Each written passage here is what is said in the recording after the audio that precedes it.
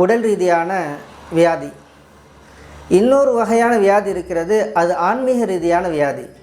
எந்த ரிப்போர்ட்லேயும் கிடைக்காத அந்த சமயத்தில் சில நேரங்களில் பார்த்தா வீட்டில் சில பொம்பளை பிள்ளைங்களுக்கு அதிகமாக இந்த பிரச்சனை இருக்கிறது. குழந்தைகள் சில நேரங்களில் அழுவாங்க. இரவு நான் குறிப்பிட்ட நேரத்தில் 12 மணிக்கு பார்த்தா குழந்தை எழுந்திரிச்சு கத்த ஆரம்பிச்சிருவாங்க. 2 வயசு பிள்ளை தான் கூட்டிகிட்டு வந்தாங்க. அந்த பொண்ணு வரும்போது கண்ணமுலையெல்லாம் முறைச்சிக்கிட்டு ஒரு வித்தியாசமாக பார்க்கும்போது, இங்கேயாண்டா என்னை கூட்டிகிட்டு வந்தீங்க, இவன் யாரா எனக்கு இது பண்ணுறான் அப்படின்னு சொல்லி ஒரு வித்தியாசமான பேச்சு, அதனுடைய முறைகள் எல்லாம் ரொம்ப மோசமாக இருந்துச்சு. ஒரே நாள் ஒரே சிட்டிங் எனக்கு ரொம்ப சந்தோஷமாக இருந்துச்சு. நான் அந்த மேலே இருந்த அந்த தீய சக்தி நம்மள்கிட்ட பேச ஆரம்பிக்குது. அது என்ன சொல்லுது, 10 வருஷம் நான் இருக்கேன், என்னை யாரும் கண்டுபிடிக்க முடியல, என்னை யாராலையும் அசைக்க முடியல, உன்னால் இதை சரி பண்ண முடியுமா?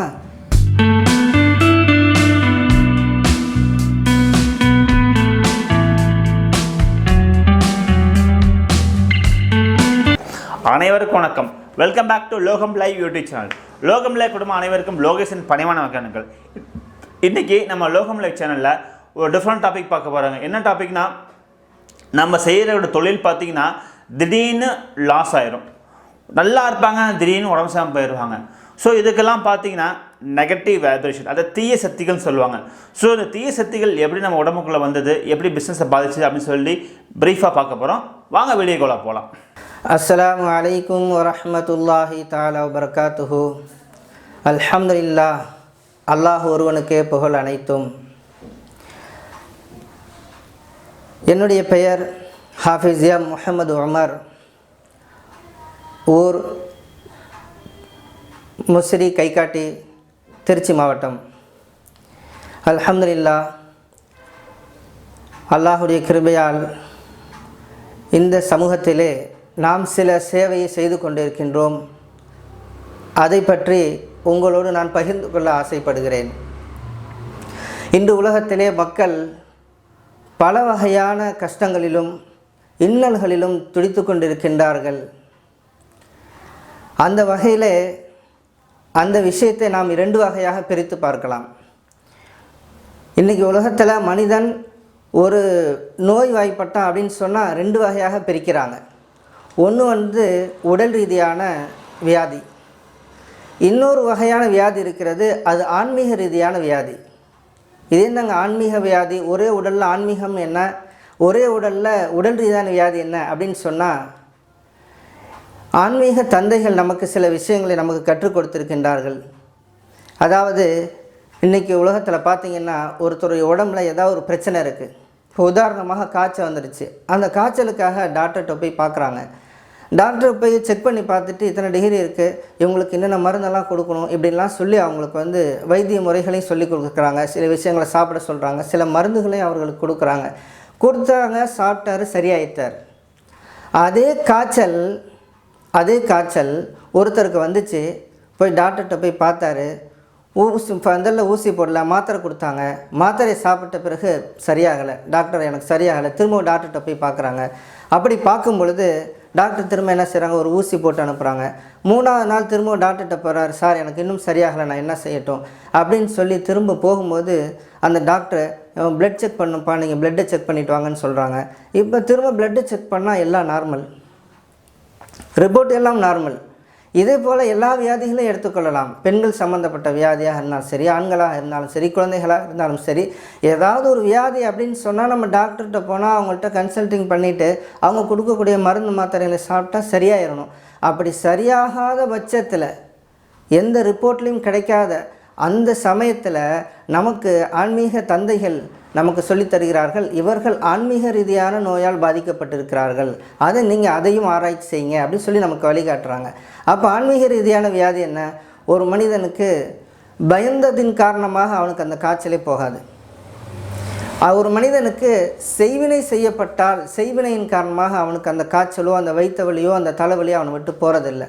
ஆக மனிதனுக்கு ஆன்மீக ரீதியான ஒரு வியாதி இருக்குது அப்படிங்கிறத நமக்கு ஆன்மீக தந்தைகள் நமக்கு கற்றுக் கொடுத்துருக்கிறார்கள். அந்த விஷயத்தை எப்படி சரி செய்ய வேண்டும் அப்படிங்கிற விஷயத்தையும் நமக்கு சொல்லி கொடுத்துருக்குறாங்க. அந்த வகையில் தான் நம்ம இந்த உம்மத்துக்கு, இந்த சமுதாயத்திற்கு நாம் சில சேவைகளை செய்து கொண்டு இருக்கின்றோம்.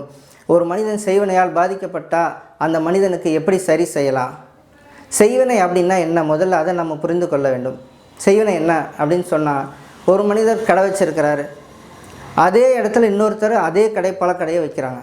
வைக்கும்போது அவருக்கு ஒரு பொறாமை, என்ன நான் பழக்கடை வச்சுருக்கேன், எனக்கு பக்கத்துலேயே பழக்கடை வச்சுட்டாரு, நான் ஒரு புக் ஸ்டேஷ்னரி கடை வச்சுருக்கேன், அவங்களும் ஸ்டேஷ்னரி கடை வச்சுட்டாங்க. இப்போ பொறாமையின் காரணமாக சில மந்திரவாதிகள்கிட்ட போய் அவங்க என்ன செய்கிறாங்க, சில விஷயங்களை கொடுத்து அவர்களுடைய கடை வியாபாரம் ஓடாத மாதிரி ஒரு செய்வனம்னு செஞ்சிடறாங்க. அதனுடைய பாதிப்பு என்ன ஆகுதுன்னு சொன்னால், அவருடைய வியாபாரங்களும் தடைப்படும், உடல் ரீதியான உபாதைகளும் அவர்களுக்கு ஏற்படும். ஆனால் உடல் ரீதியான ஒரு பிரச்சனை வரும்போது டாக்டர்கிட்ட போனால் ரிப்போர்ட்டில் ஒன்றும் இருக்காது, நார்மலாக இருக்கும். கடை வியாபாரம் இத்தனை நாள் நல்லா ஓடிட்டுருச்சு, திடீர்னு கஸ்டமர் நமக்கு வரல, இப்போ என்ன செய்யலாம் அப்படின்னு சொல்லி அவர் தடுமாறும் பொழுது இதற்கு தீர்வு காணவே அவரால் முடியாது. தீர்வு காணவே முடியாது. எந்த ஆஸ்பத்திரி போனாலும் தீரலை, கடை வியாபாரம் ஓடலன்னு எங்கெங்கே போய் சொல்ல முடியும்? யார்கிட்டயாவது போய் ஆலோசனை கேட்டால் நீங்கள் கொஞ்சம் பிஸ்னஸ் இந்த சீசன் அப்படி தாங்க இருக்குது, எல்லாம் அப்படி தான் இருக்குதுன்னு சொல்லி அவங்க எல்லாம் சொல்லுவாங்க. ஆக அவருக்கு சீசன் பிரச்சனையும் இல்லை, உடல் ரீதியான பிரச்சனையும் இல்லை, அவர் பாதிக்கப்பட்டிருக்கிறார் ஆன்மீக ரீதியாக. இப்போ அவருக்கு தீர்வு என்ன? ஆன்மீக படித்த தந்தைகளிடத்திலேயோ ஆன்மீக ரீதியான கல்வியை கற்றவர்களிடத்திலோ போய் தான் அவங்களுக்கு அது தீர்வு காண முடியும். இது ஒரு முக்கியமான பிரச்சனை. ரெண்டாவது, அவருக்கு அதில் தான் பாதிக்கப்பட்டிருக்கிறாரா அப்படிங்கிறதுக்கு ஒரு கண்டுபிடிக்கக்கூடிய ஆன்மீக முறையில் ஒரு வைத்திய முறையும் இருக்கிறது. ஆன்மீகத்தில் கண்டுபிடிக்கக்கூடிய சில வழிமுறைகளும் இருக்கிறது. அவர் டாக்டர்கிட்டலாம் போய் சரியாகலை அப்படிங்கிறப்ப ஆன்மீகவாதிகிட்ட போய், அந்த குருமார்கள்ட்ட போய் அவரை போய் ஆலோசனை கேட்பார். எனக்கு இப்படிலாம் இருக்குங்க, நல்ல சீசன் தான், பக்கத்து கடை வியாபாரம் ஓடுது, என்னுடைய கடை வியாபாரம் ஓடலை அப்படின்னு சொல்லி கேட்கும் பொழுது அவங்க அந்த சில ஆன்மீக ரீதியான வழிமுறைகளை பயன்படுத்தி அவங்களுக்கு அதை பார்த்து சொல்கிறாங்க, உங்களுக்கு என்னென்ன பிரச்சனை எல்லாம் இருக்குது, செய்யப்பட்டிருக்கிறது அப்படின்னு சொல்லி அவங்க சொன்னதுக்கப்புறம் தான் அவருக்கு புரியும் நமக்கு இப்படி ஒரு பாதிப்பு இருக்குது அப்படின்னு சொல்லி. அப்போ அப்படி போய் அவங்கள்ட்ட வைத்தியம் பண்ணும்பொழுது அதிலேருந்து அவங்களுக்கு ரிலீஸ் கிடைக்கிது. ஆக மனிதனுக்கு உடல் ரீதியான, அதாவது வெளிரங்கமான இப்படி ஒரு பிரச்சனையும் இருக்கிறது, ஆன்மீக ரீதியான இப்படி ஒரு பிரச்சனையும் இருக்கிறது. அந்த அடிப்படையில் அல்லாஹ்வின் கிருபையால் ஒரு மனிதனுக்கு ஆன்மீக ரீதியாக பாதிக்கப்பட்ட பிரச்சனைகளுக்கு நாம் வைத்தியம் செய்து கொண்டு இருக்கிறோம். அந்த மனிதன் செய்வனையால் பாதிக்கப்பட்டால் அந்த செய்வனை இருக்கா இல்லையா அப்படிங்கிற முறையும் அல்லாஹ்வுடைய கிருபையால் குர்ஆன் தெரபியின் மூலமாக, குர்ஆனுடைய வெளிச்சத்தின் மூலியமாக, குர்ஆன் ஹதீஸினுடைய வெளிச்சத்தின் மூலமாக நாம் அவர்களுக்கு என்ன பிரச்சனை இருக்குது அப்படிங்கிறதையும் நாம் அவங்களுக்கு தெளிவுபடுத்துகிறோம். ரெண்டாவது, அதற்கு எப்படி சரி செய்வது, அதுக்குண்டான பரிகாரம் என்ன, அதையும் நம்ம சொல்லிக் கொடுக்குறோம், அதையும் நாங்கள் அவர்களுக்கு சரி செய்து கொடுக்குறோம். ரெண்டாவது, நம்ம இந்த துறையில் நமக்கு இன்னும் என்ன சர்வீஸ் பண்ணுறோம் அப்படின்னு சொன்னால், ஒருத்தருக்கு வியாபாரம் ஓடலை, அவர்களுடைய வியாபாரம் எல்லாம் சரியாக இருந்து, அதாவது பிஸ்னஸும் சரியாக இருக்குது, அவருடைய முதலீடும் சரியாக இருக்குது, பிஸ்னஸ் ரீதியாக எந்த குறைபாடும் அவர்கிட்ட இல்லை, எல்லாம் இருந்தும் ஓடலை, இப்படி ஒரு பாதிப்பு இருக்குது அப்படின்னு சொன்னால் அந்த பாதிப்பு இன்னைக்கு அவருடைய வியாபாரம் செழிப்பாக நடக்க அதற்கும் நாங்கள் அவங்களுக்கு வழிவகுத்து கொடுக்குறோம். ரெண்டாவது, அடுத்ததாக பேய் பிடித்தவர்கள்.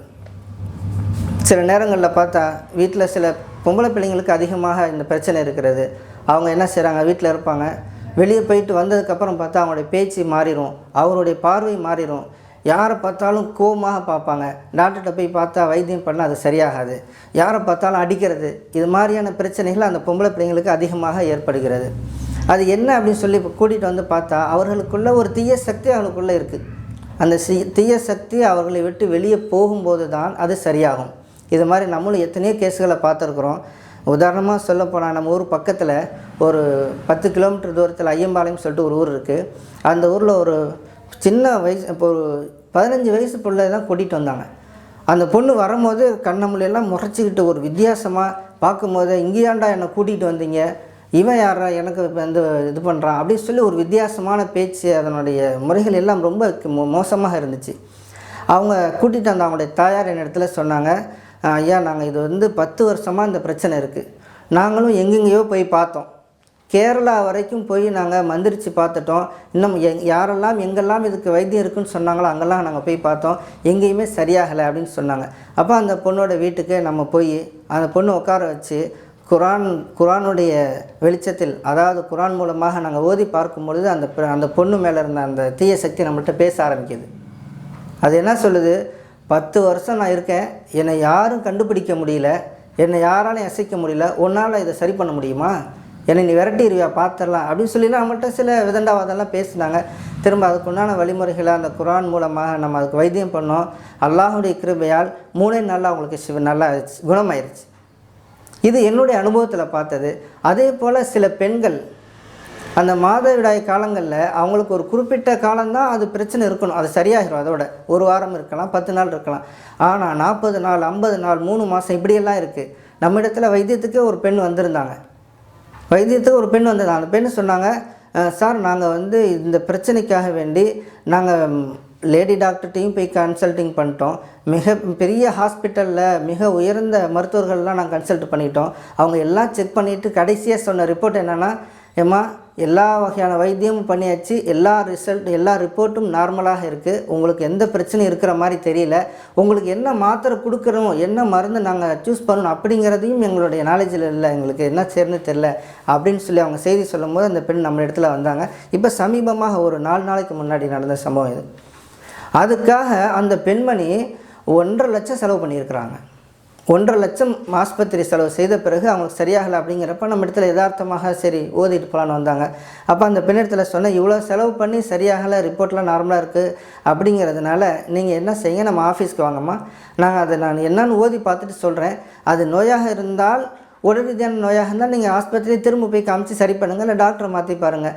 அல்லது வேறு ஏதாவது காற்று சேட்டை சம்மந்தப்பட்டதாக அல்லது வேறு ஏதாவது தொந்தரவுகள் இருந்தால் இன்ஷால்லா அதை நாங்களும் உங்களுக்கு வெளிப்படுத்துகிறோம், சொல்கிறோம், நம்மகிட்டே அதுக்கு வைத்தியம் பண்ணிக்கலான்னு சொன்னப்போ அவங்க உட்காந்து பார்த்தா அவங்களுக்கு ஒரு ஒரு கெட்ட சக்தியோட ஒரு தாக்கம் அந்த பெண்ணுக்கு இருக்குது. அதை ஓதி பார்க்கும்போது அது நமக்கு தெரியுது. அப்போ அவங்களுக்கு அதுக்கு பரிகாரம் பண்ணும்போது அல்லாஹ்வுடைய கிருபையால் அவங்க ஒரே நாளில் குணமானாங்க. ஒரே சிட்டிங். எனக்கு ரொம்ப சந்தோஷமாக இருந்துச்சு. நான் அந்த ஆனந்தத்தில் அல்லாஹ்வுக்கு நான் நிறைய நன்றி செய்ய கடமைப்பட்டிருக்கிறேன். அந்த கல்வியை நான் கற்றுக்கொண்டதற்காக அல்லாஹ்வுக்கு நான் அதிகம் நன்றி செய்ய கடமைப்பட்டிருக்கிறேன். அல்ஹம்துலில்லாஹ். அதே போல் குழந்தைகள் சில நேரங்களில் அழுவாங்க. இரவு நான் குறிப்பிட்ட நேரத்தில் 12 மணிக்கு பார்த்தா குழந்தைங்க எழுந்திரிச்சு கத்த ஆரம்பிச்சிருவாங்க. எந்த காரணமும் இருக்காது. பசி ஏதாவது உணவு கொடுத்தா சாப்பிடவும் மாட்டாங்க, அந்த குழந்தைங்க தீனி கொடுத்தாலும் சாப்பிட மாட்டாங்க, தூங்க வச்சா தூங்க மாட்டாங்க, அழுது கொண்டே இருப்பாங்க. இப்போ இதெல்லாம் என்ன, அந்த தீய சக்திகளுடைய அந்த தாக்கத்தின் காரணமாக தான் அவங்களுக்கு அந்த மாதிரியான பிரச்சனைகள் ஏற்படுது. அப்போ அந்த மாதிரி பிரச்சனைகளுக்கும் நம்ம இடத்துல ஒரு நல்ல தீர்வு இருக்குது. நம்ம அதுக்கு அவங்களுக்கு ஓதி பார்க்கும்பொழுது அவங்களுக்கு சரியாயிருது.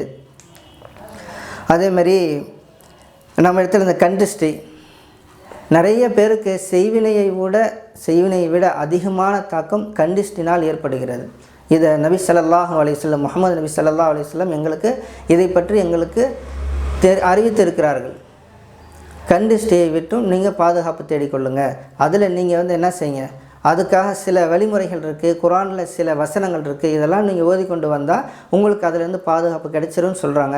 அந்த மாதிரி கண்டிஸ்டின் காரணமாக பாதிக்கப்பட்டவர்களுக்கும் அல்லாஹ்வுடைய கிருபையால் நம்ம இடத்துல அதற்கு பரிகாரம் இருக்கிறது.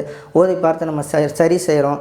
இன்ஷா அல்லாஹ் இது சம்மந்தப்பட்ட பிரச்சனைகள் நம்ம சொன்ன விஷயங்கள்லேருந்து யாருக்காவது பாதிப்புகள் இருந்தால் எல்லா மதத்திலையும் இதற்குண்டான தீர்வுகள் இருக்குது, எல்லாரும் சரி பண்ணுறாங்க, நம்ம இல்லைன்னு சொல்லலை. அல்ஹம்துலில்லாஹ். உங்களுக்கு பக்கத்தில் யார் இருந்தாங்க அப்படின்னு சொன்னால் அவங்கள்ட்ட போய் நீங்கள் அதுக்குண்டான பரிகாரத்தை தேடிக்கொள்ளுங்கள்.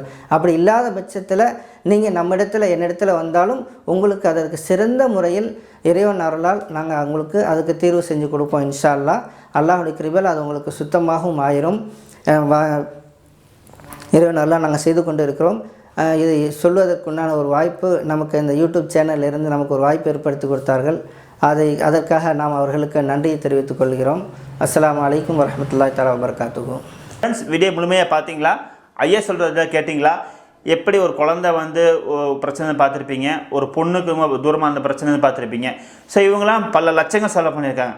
ஸோ அதே மாதிரி நீங்கள் இந்த இடத்துக்கு வாங்க, உங்கள் பிரச்சனையை ஐயாட்ட சொல்லுங்கள். உங்கள் இடத்துக்கே சர்வீஸ் பண்ணுறாரு. இது முழுக்க சேவை, அதாவது சர்வீஸாக பண்ணுறாருங்க. எந்த பிரச்சனை இருந்தாலும் எந்த மதத்தை சார்ந்தாலும் நீங்கள் இவர்கிட்ட கன்சல்ட் பண்ணலாம். இந்த வீடியோ உங்களுக்கு பிடிச்சிருந்தா ஒரு லைக் பண்ணுங்கள், ஒரு ஷேர் பண்ணுங்கள் மற்றும் சப்ஸ்கிரைப் பண்ண மறந்துடாதீங்க. இது ரொம்ப பயனுள்ள வீடியோ, ரொம்ப பயனுள்ள மக்களுக்கு தான் தெரியப்படுத்துங்க. நன்றி, வணக்கம், டாடா, பாய்.